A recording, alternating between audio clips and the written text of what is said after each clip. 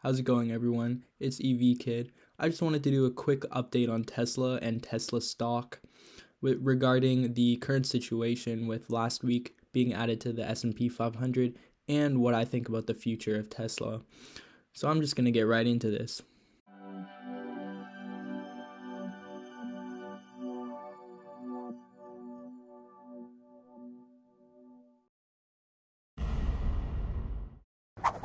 With the recent news of Tesla being added to the S&P 500, Tesla stock has rocketed up from $408 to a recent high of nearly $520 within the span of a few days.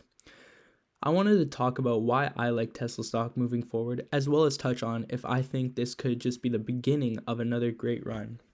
When it was announced on Monday that Tesla was to be added into the S&P 500 index during after hours, it caused a surge in Tesla stock and it rose around 13%.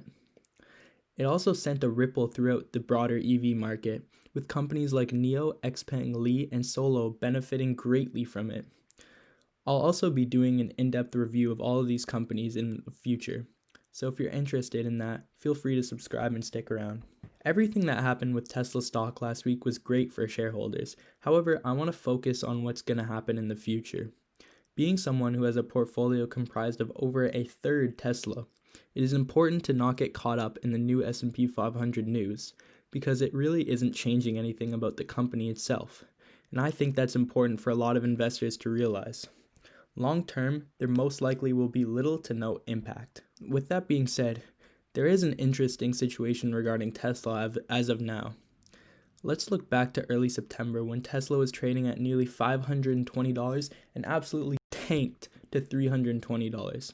There were a couple of factors playing into this. One being that investors were expecting Tesla to be added to the S&P 500 index. However, when the S&P committee came out with the news that this would not occur, the stock absolutely dropped.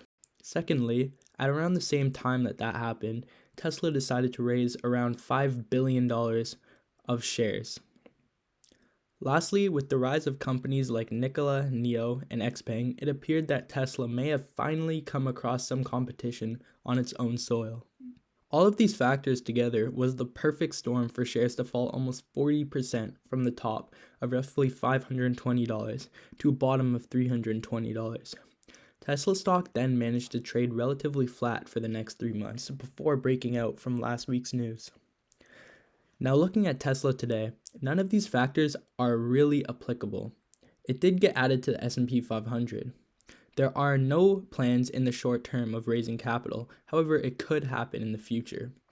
And there doesn't really seem to be much competition in the United States. However, in China and other areas of the world, that is becoming to be a different story. Having all of this downward pressure out of the way, I do think that we could see Tesla run up substantially before the end of the year. Now I'm just pulling a number out of my ass here, but seeing what Tesla has done in the past year, I wouldn't be surprised if it finished the year above $560 or even $600. So that was just a quick update on Tesla I wanted to do for the start of the week. And if you want some more in-depth content, make sure to subscribe and stick around, because I do have a video coming out soon reviewing NIO's battery as a service program. Thank you all for watching, and I'll catch you later.